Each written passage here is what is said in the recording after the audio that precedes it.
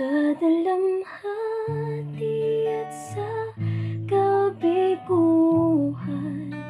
sa pagluha ng pusong nasugatan, sa pagsubok na iyong pinahihintulutan. Salamat,